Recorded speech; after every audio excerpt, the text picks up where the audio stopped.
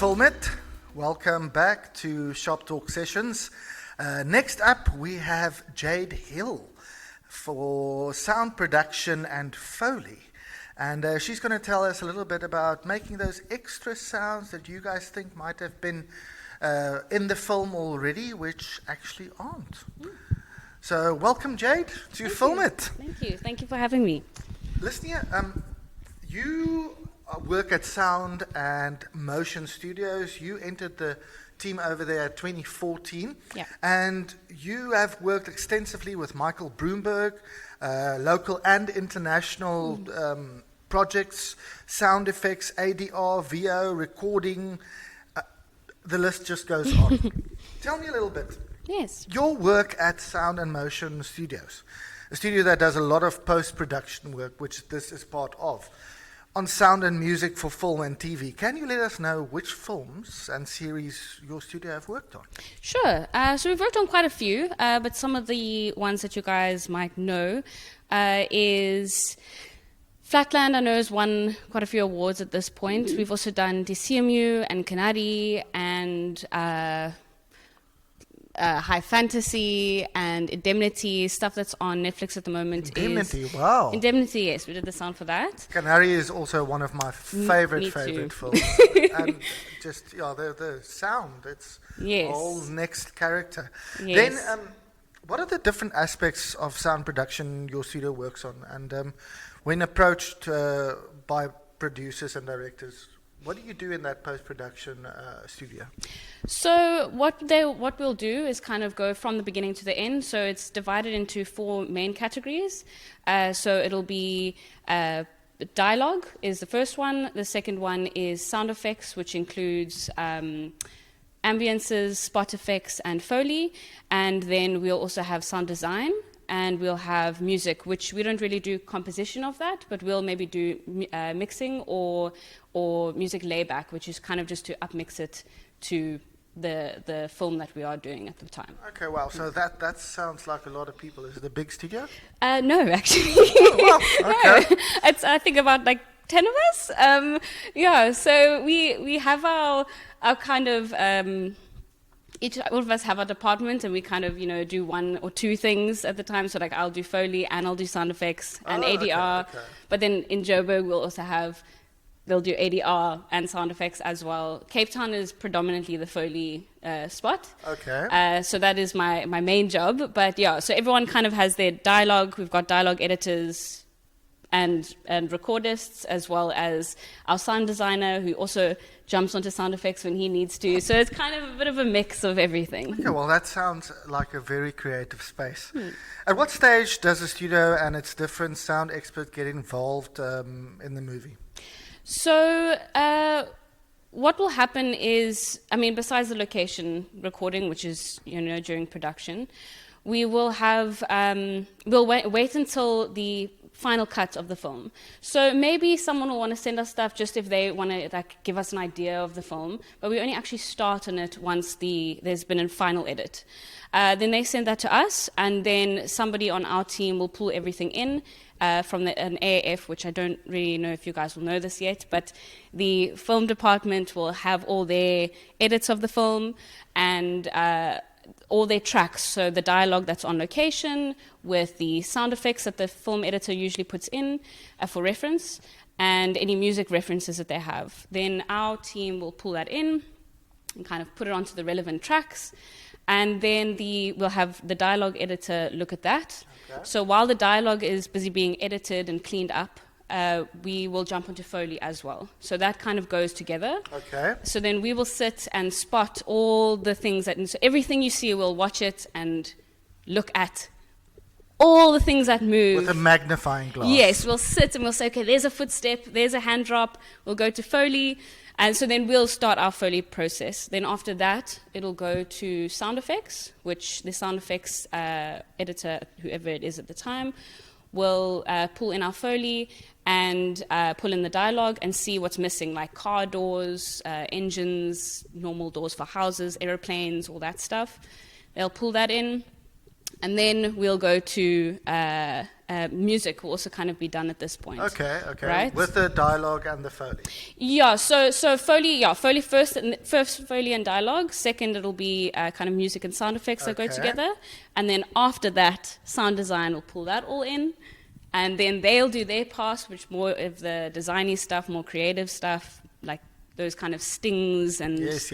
And then after that, and ADR will go on during that process as well. So re-recording of any dialogue that's not really working and they have to redo. So ADR, just for our Filmit guys, what is ADR? So it is automated dialogue replacement, and that is when you have to replace dialogue because on set maybe there was a truck driving past or the lapel kind of glitched out and now you can't use that audio or it's, just either technical or sometimes in the case where the director is wanting a slightly different performance, then we will redo that. With the actors then? Yes, so the actors will come into the studio, we'll put it on screen for them, and then we'll play them beeps and they will repeat, like they will watch it and then repeat it in sync with themselves on the screen. And we have to make it sound like it was on location.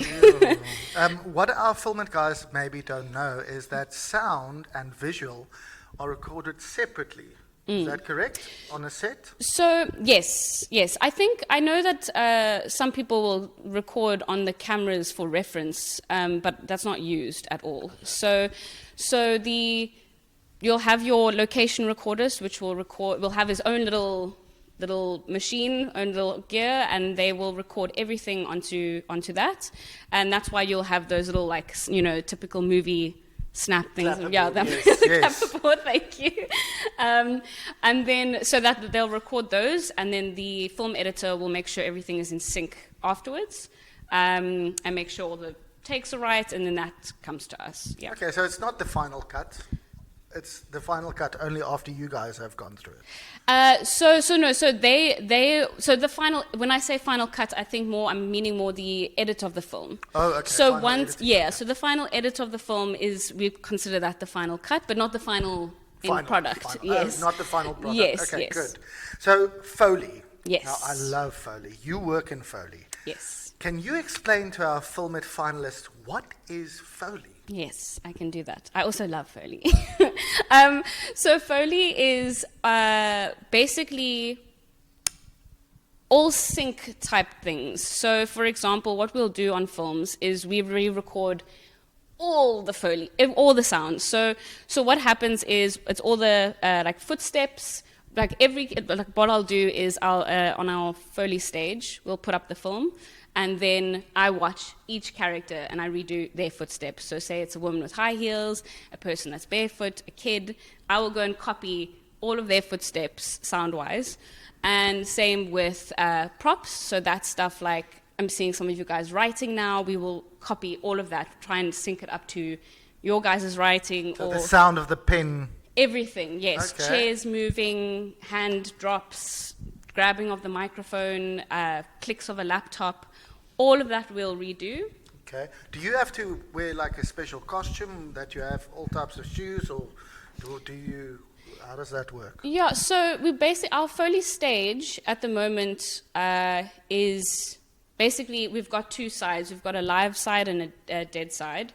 So the live side is a bit more like if you can hear this room, it's quite reverberant. It's got, if you clap. Yes. So whereas the other side where we use the most is the more dead side. So there's been sound paneling put up so that you don't get a lot of that reverb. So it's like dry sounds.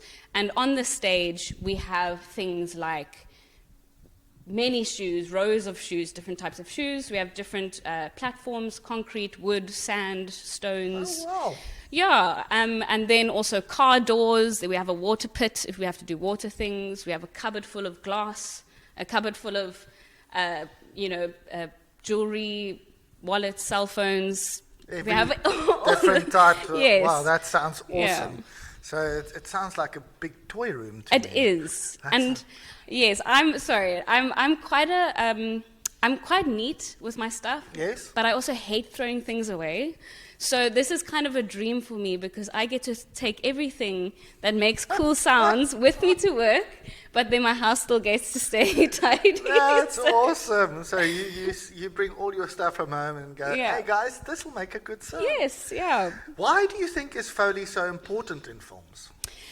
So the reason it's important is because it is what makes a film unique or a scene unique. So you have your generic sound effects and stuff like that, but this is stuff that kind of makes it more realistic because that's what we hear day to day, you know, like the creaks of chairs that move.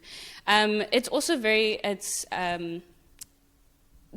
immerse you into the scene. Okay. And it gives you kind of, it keeps you focused when there isn't dialogue.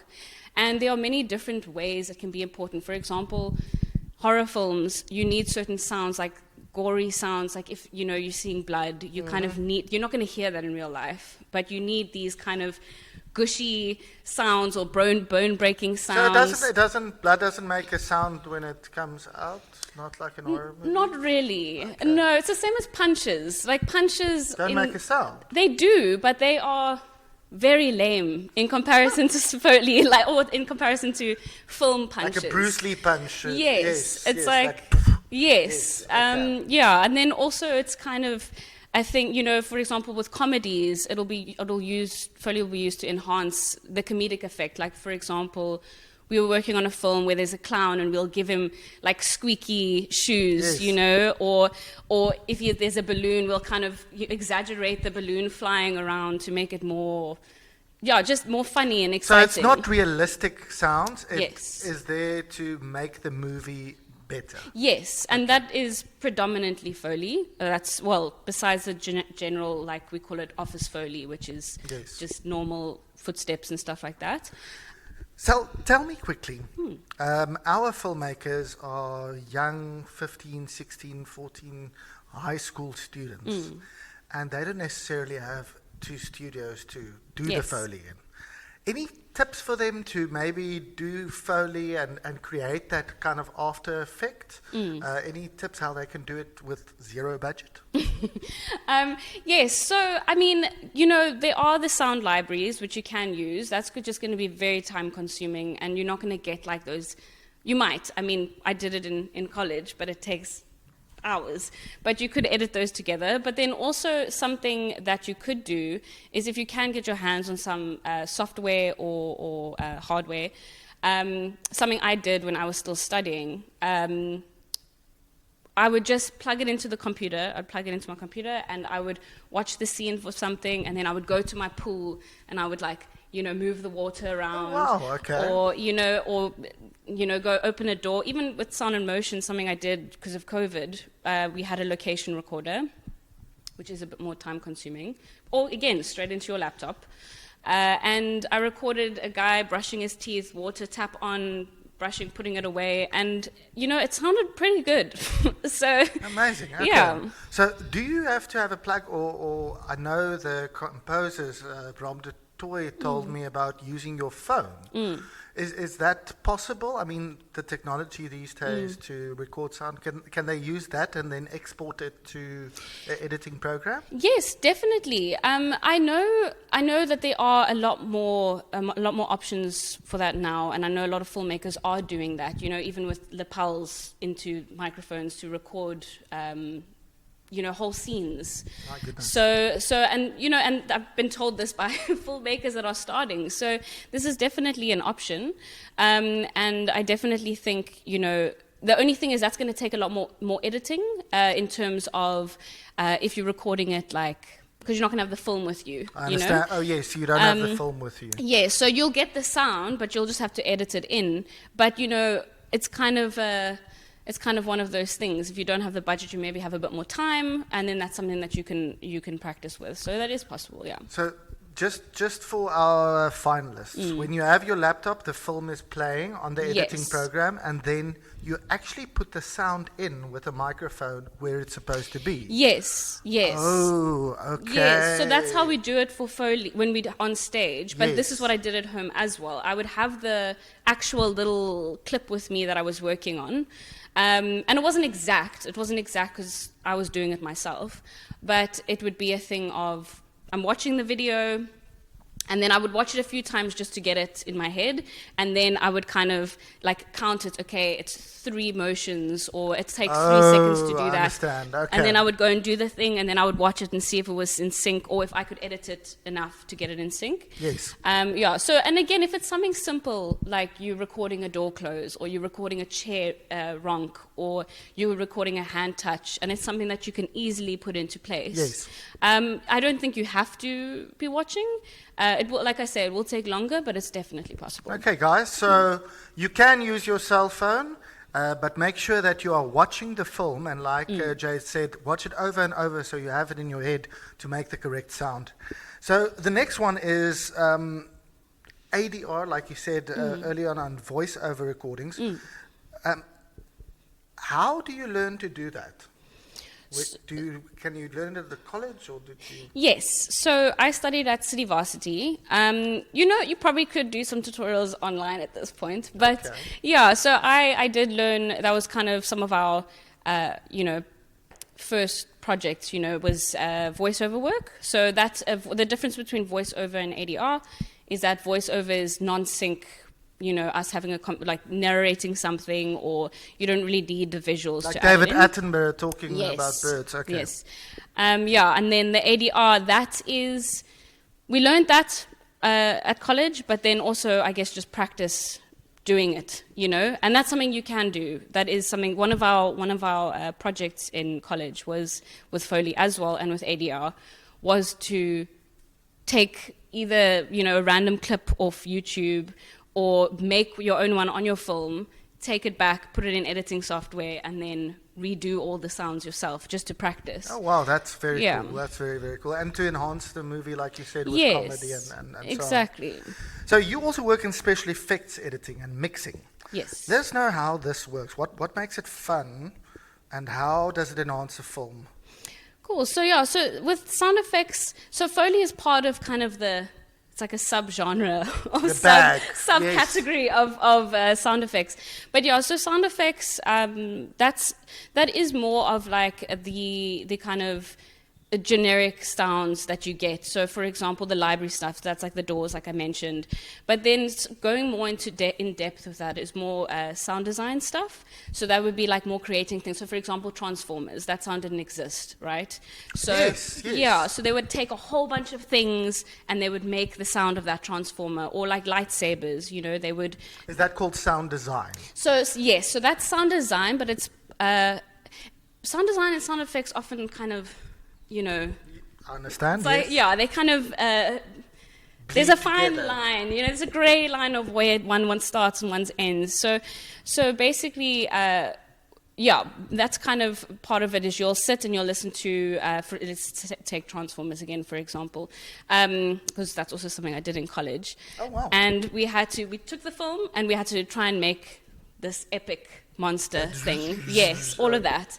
So luckily we could use sound libraries, but I took like a bunch of sounds. It was like, car crashes mixed with the car crashes for the footsteps, like, that crash. Yes. And then for some of the like fingers moving, I think I took like forks or something. And so then you would have those kind of little sounds. So it would be a whole track list of different sound effects. Going into that one sound. Going into that one. Over each other? Yes, it took me about an hour at the time. Hopefully I'm better than this now, but it took me about an hour per second of sound at some point. So it was like pretty Sure. rough, but it came out great. So that was good. But so I think what's fun about this is that creative part, that being able to sit and looking at something, creating a different sound for it, and then once you're putting all these things together, you're like, this is not right, or even something we did now was also a technical robot thing, and his nanotechnology type helmet came off.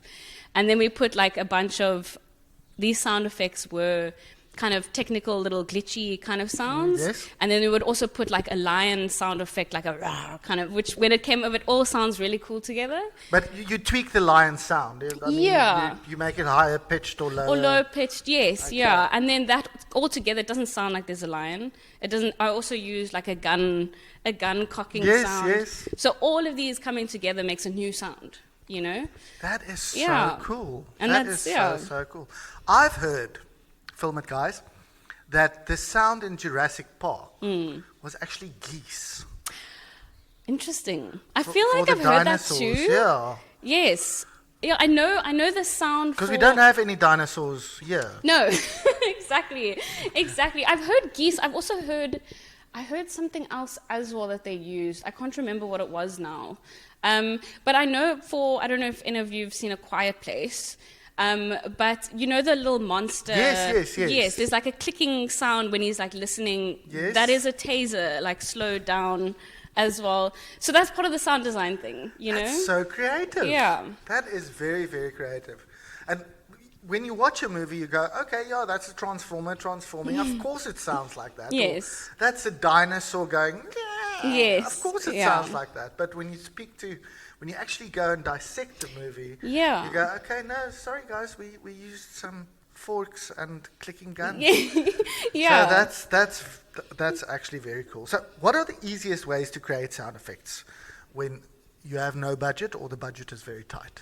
So I think you do get free library content or cheap library content. Just explain what library content is. Okay, so library content is basically like a kind of a list or a folder of sounds, just a bunch of different sounds. So often on these ones, you'll get your stock sounds like car door sounds and generic footsteps. So you'll get like female on concrete, walking, running, jogging, male, sneakers, concrete, or dirt, you know. So you'll get all these different sounds in a library, and you get free samples where you can actually download those and use them. I think Free Sounds also has. Okay, is there a site called Free Sound? Yeah, Free Sounds is also a website where you can grab stuff off there. I know YouTube is, at the moment, quite a lot of the times people make sounds on there, and as long as you credit them in your film, you can use their films, the sounds, and just download it. Yeah. Well, that's great for our Filmit guys. So the website Free Sounds, and then of course making your own sounds. Yes. Yeah. Which you then own. Yeah. So you can do that and then place it, because when you make a sound, you can make it specifically for the film, Yes. Yes. which gives that extra layer. And no issues of crediting people. No, you don't, Yeah. don't have to Yeah. put that in. Great. So you've been appointed as sound supervisor on projects, right? What do you do then?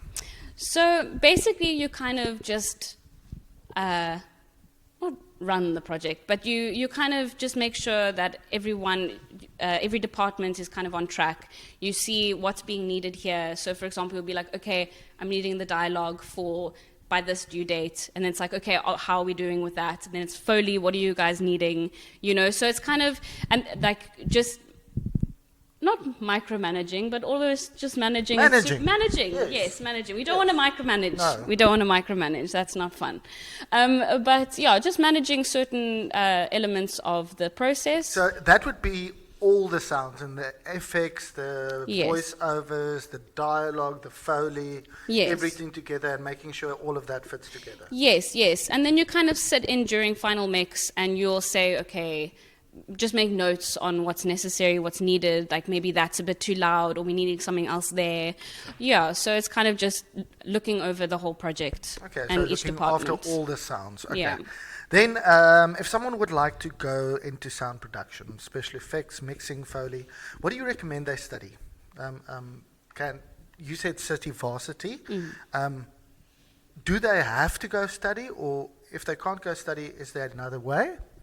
So yes, and you can study and you cannot study, depending on how you want to kind of enter the industry. So there are studying city varsity. I'm a little bit biased because I thought I got a decent education there, and the people who worked there were very cool. I know SAE is also pretty good, and Cape Audio College, and there's tons more now. So I think after is more of a, I think more if you want to do the film side of it. More the visual. Yes, Okay. yes. But sound-wise, I think I'd maybe go to one of the other ones. So you said there's a lot of sound courses, whether it is mixing. Okay. Yes, yes. So then, so sound engineering. Sorry, that's the course that it would be called, sound engineering. And so if you're wanting to actually go work for someone, a lot of the times people in the industry are getting so many CVs, and so I do think you need an education if you're wanting to go work for somebody. However, if you are wanting to do your own stuff and start your own company, there are free courses that actually do things like this, or interning, or even just getting Pro Tools, which is the industry standard software, and just learning that. You can get a certificate through Pro Tools and Avid. On being able to edit sound. Yes, Okay. and then just watching a bunch of tutorials, which are available now. I even still watch tutorials. So, you can do that if that's what you want to do. It's a tough way, though. It or is, not. if you're passionate about it, because there are also a lot of film students who would work with on their first projects and stuff, who would be interested in working with sound people, who are wanting stuff on their portfolio, and it is tough, but it is also tough to get into the industry, I think. So to be honest, like, if you do want to get into industry, hound them for days. Like, show that you're passionate, show that you want to be there, show that you're interested in stuff, because that's, that ambition, and that's what people want to see. And otherwise, there are so many ways. Like, I know people who have just done it by themselves, that have gone into editing. They started with editing, and then during that editing process, they got into sound, or the other way around. And they now have their own little, it's just them, and they do the sound and they do the editing. It's a lot of work, but it is possible. And they can get subcontracted. Yes, Okay. yeah. So it kind of becomes a school projects, and then word of mouth, and then you get this project, Yes. and then, so, and if you're Yes. starting this young, that's definitely a possibility. So Filmit guys, if you're starting this young, that's great. You can get into the industry. Just do. Like we said in a lot of other shop talk sessions, you have to go out and play and do it as much as you can possibly, because that's the way you learn. Yeah. Okay. Yeah. Then, if you could give 3 sound production tips to the young movie makers who are now heading out to make their films, documentaries, music videos, all for Filmit, what would it be? So I think I might end up giving you 4 here, but definitely. We're open. Yes. The first one's not really a sound tip, more a general tip. Watch tons of movies and series, and in cinema, on streaming services, on your phone, on your laptop, on all different devices, so that you can have a reference of what sound should sound like on all platforms. So that's kind of just a general. But 2, also get focused. Find out like what the focus is of the sound that you want in the film, like the atmosphere and the mood. Get that in before, like when you're doing your mood board for your entire film. Make sure that you have a clear idea of what you are wanting for the soundscape, like how you want, if you're wanting it to be light and fun, or if you're wanting it to be dark and serious. Just explain mood board and how to match the mood with the sound. Just explain that to the film guys. So say you are wanting, if you're wanting like I know generally with your mood boards for the actual visual side of it, you will go and look at other films that you like, and you'll take pictures, and you'll kind of say, okay, I like this kind of look, and I like this kind of feel of it. And then with sound, it should almost be the same, but in a different way, like have kind of music sounds that you want, things that you like, this is going to work for my film. Or if you are wanting sounds that make it feel almost like if you want someone to be happy. Yes. So if you don't put horror footsteps. Yes, like okay. you don't want like panicked, scary footsteps. You want relaxed, normal walking footsteps, you know, cool. or yeah, if you want, so you'll kind of just have references of films or references of sounds that you want in a film. So that kind of So just in the have planning that. stage, plan that Yes, as well, the yes, sound. yeah. Okay. Your other tips? Yes, and so the second one would be, there's a big thing that happens, is we'll fix it in post. This is a mentality that a lot of students have in the beginning, is that they think, okay, don't worry, let's just do what we can, film what we can, and then we'll sort out the sound afterwards. But the problem with that is that at the end, you are not going to have the result that you want. You're going to end up having to spend more money if you are, or just using a lot more time or reshooting. So for an example for that is, say you have your lapel on someone and you're doing a scene, and then 7 cars drive past. Just redo the scene, and so that you can get a clearer sound on the microphone, so you don't have to ADR that, or you can try and be as happy with the audio as you can be on the original takes, so that there's less work needed when you go into post. Okay. And then the last one was that you guys are all a team, all of you want the same end goal, so work together. Yeah. We get that a lot, all the shop talks, all the guys. It's such a dynamic, diverse industry, and everybody has to work together to get that final product. So that's great. Yes, work together. Then, any free sound editing programs? Do you have any tips for our Filmit guys? Yeah, so there are certain ones that I've personally not worked with, but I know a lot of people do. I know there's a free version of Ableton, and GarageBand is one, and then Audacity. I know there are also free versions, like light versions, Cubase LE, which is not industry standard. I wouldn't say that for music, but it is more used in music, but it can be used in film. And then Pro Tools, there's also I think it's called Live Light, which is a free version.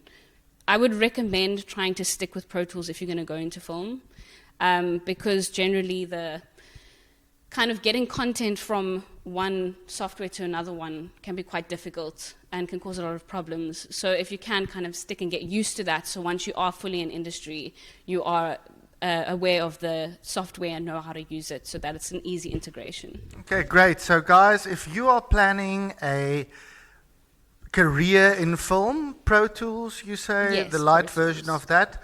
But as you can hear, there's a lot more Audacity and a few others.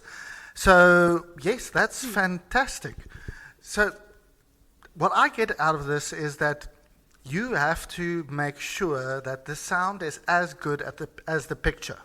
Because you can, I mean, in editing, can you put the other sound you can put with the other picture? Yes, so that was actually one of the other things, thank you, I wanted to mention, is this is a big thing for sound, is that the location recordists and the person who's doing the post-production don't normally meet or talk about things until it's too late, the recording's already done.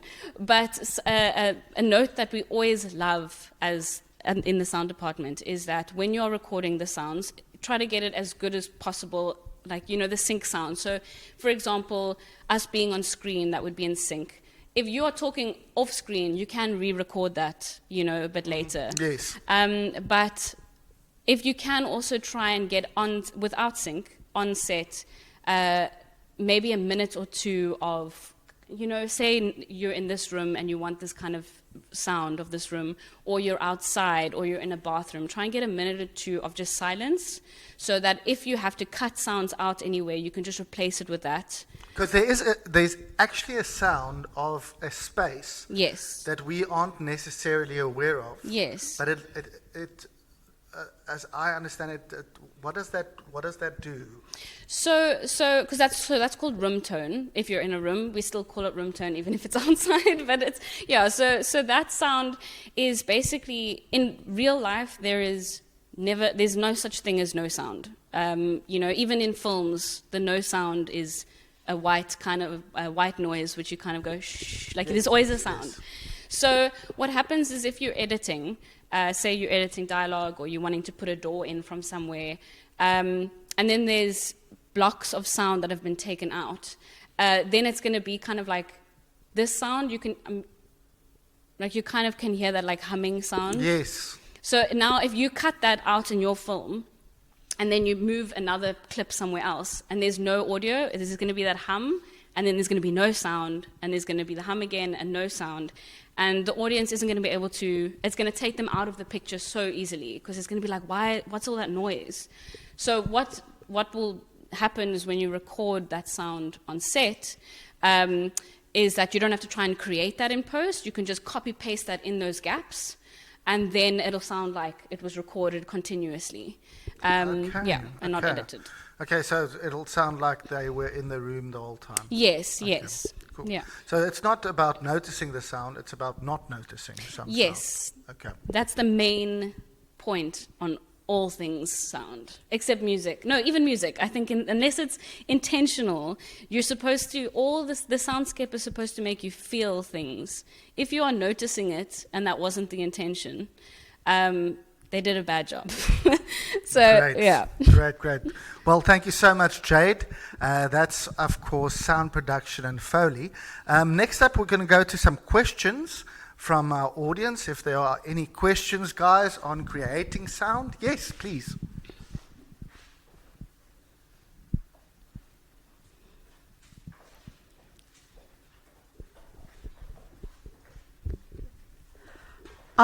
So if you've now created a sound and you want to put it in, how loud should it be when you put it in? Because I know you said that you add sounds to enhance it, so it's not necessarily the sound that it would be in real life. So when do you know it's too loud? So that is a good question. There are also later on in life you'll learn. You can actually look these up, specs and stuff on how loud the final product should be. But in terms of how loud, say, a door should be or a hand drop should be, I think it's gut feel. So by watching references, and you'll notice now, like now in life when you go out, just sit and watch people around you and see what sounds you can hear. Like someone walking up to you footsteps-wise, like hear when you can hear their footsteps and when they disappear audibly. So if, for example, you are, you're playing with your mask, right? So in this instance, you would kind of get that sound again.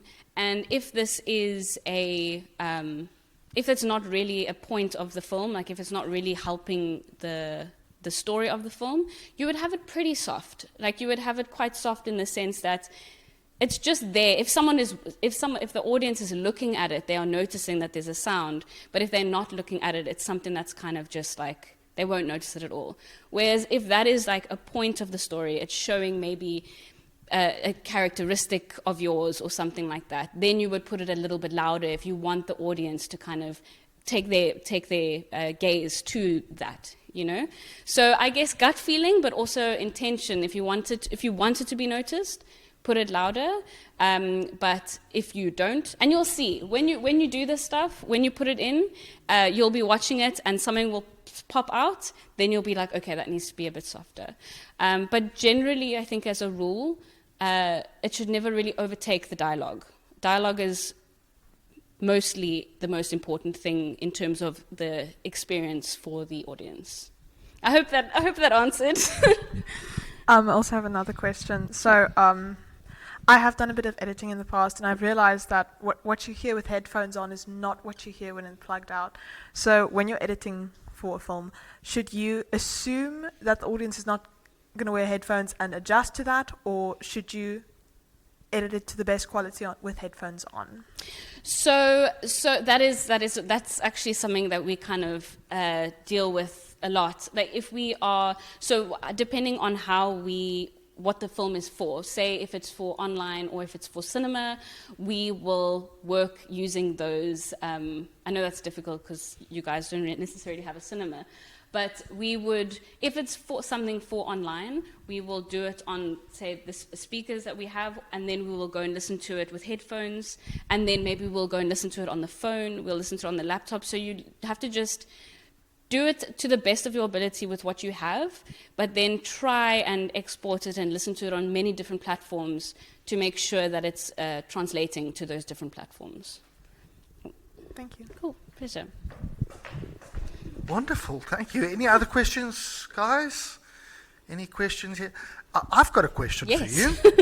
So, you were speaking about her playing with a mask.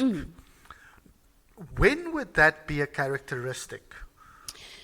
So, say if it was like maybe a film and it's the main character, right? And if it's like a background character, which we would get, but you probably don't ever hear that in films. We're just very extra. But so then so you wouldn't hear that. But say it's the main character and she's walking into a room and she's maybe feeling very uncomfortable. Then the sound mix, what would kind of happen is they would pull the ambience down. They would pull the noise of the kids around, and then you would just kind of have that sound. So the sound will pull your attention. Yes, to yes. the hand. And then you'll know, okay, and then that would be like a feature of hers. So then you would see that, you would kind of see that continue throughout the film or throughout the series. I like that. Yeah. That's cool. That is very, very cool. Jade, thank you so much for Pleasure. joining us here at Shop Talk Sessions for Pleasure. Filmit. And Filmitters, please make sure you watch all our films for Shop Talks. Make sure that you watch our previous films to make the best possible movie you can. And we're looking forward to seeing your work.